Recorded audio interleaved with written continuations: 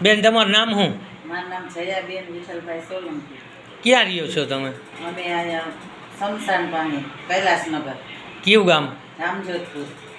તમને શું પ્રોબ્લેમ શું હતી? મને કમરમાં દુખતું હતું, પછી આખો પગ દુખતો, પછી આ સાઈડ દુખવા માંડી. અમે બધે દવાખાને ગયા પણ કાંઈ ફેર પડ્યો નહીં. ક્યાં ક્યાં દવાખાને ગયા હતા? અમે અહીંયા જુનાગઢ, ધોરાજી, ઉપલેટા, જામનગર બધે ગયા. જુનાગઢ ગયા હતા, પછી છેલ્લે અમદાવાદ ગયા. અમદાવાદ તમને શું કીધું ડૉક્ટરે? અમદાવાદ છે ને અમને ડૉક્ટર એમ કીધું કે તમને હે ને મણિકા બ્લોક થઈ ગયા છે, એના લીધે તમે બેન્ડ વળી ગયા છો, તો હે ને એનાથી કાંઈ ફેર નહીં પડે. તમને કસરત કરો અને 2 ઇન્જેક્શન આવ્યા, એક ઇન્જેક્શન 20,000નું, એવા 2 ઇન્જેક્શન મરાવ્યા.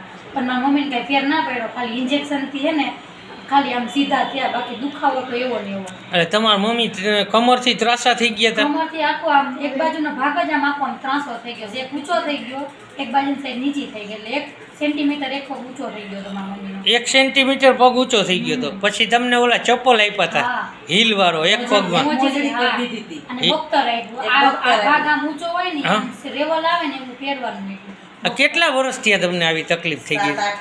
7-8 વર્ષ થયા. પછી તમને આઈનું સરનામું કેની આપ્યું? મેં એમ નહીં, તમને આઈનું સરનામું નક્ષ કુદરતી ઉપચાર કેન્દ્રમાં આવવા માટે કોને કીધું? પેલા મારા ફ્રેન્ડના મમ્મી આવ્યા હતા, પણ મને એમ થતું હતું કે મારા મમ્મીને અહીંયા લઈ આવું કે ન લઈ આવું. એમ કરતાં કરતાં મેં 1 વર્ષ 1.5 વર્ષ કાઢીને પછી પૂછવામાં 1-2 મહિનો કાઢી નાખ્યો. પછી મેં તમને કીધું કે મારા મમ્મીને આની ના તકલીફ છે તો થઈ જશે સારું એમ. હા, હવે તમે જ્યારે પહેલી વખત અહીં આવ્યા ત્યારે પહેલી ટ્રીટમેન્ટ તમારી કપિંગ થેરાપી આપણે કમર ઉપર કરી હતી. હા, કમર ઉપર પહેલી ટ્રીટમેન્ટ કરી કપિંગ થેરાપી. તમને પહેલી ટ્રીટમેન્ટમાં કેવું રિઝલ્ટ દેખાણું? સારું હતું રિઝલ્ટ. અત્યારે આપણે 4 ધક્કા ખાધા છે. તમારી આ જે ચોથી ટ્રીટમેન્ટ છે, 4 ટ્રીટમેન્ટમાં અત્યારે તમને શું લાગે? ઘણું સારું છે. તમારો વાંકા હતા એ સીધા થઈ ગયા? સીધા થઈ ગયા અને હાલવામાં સારું, શ્વાસ નથી ચડતો, નકર જરા કઈ ના હાલે. પછી દુખાવો બંધ થઈ ગયો? હાવ બંધ.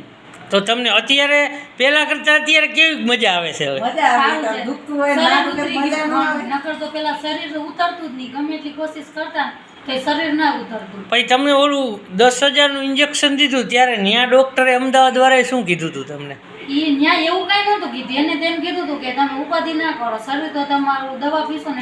એમ નહીં, ઇન્જેક્શન માર્યું ત્યારે તમને કંઈક કેની કીધું? ત્યારે એમ કીધું હતું કે સારું થઈ જશે. 3 ઇન્જેક્શન એને એમ કીધું હતું કે તમે આમાં કાંઈ તકલીફ થાય તો જવાબદારી અમારી. હા, કાંઈ પણ તમને આમાં પ્રોબ્લેમ થાય તો અમારી કાંઈ જવાબદારી નહીં થાય, અથવા તમને લકવા થઈ જાય, તમે મરી જાવ ને એ અમારી જવાબદારી નહીં.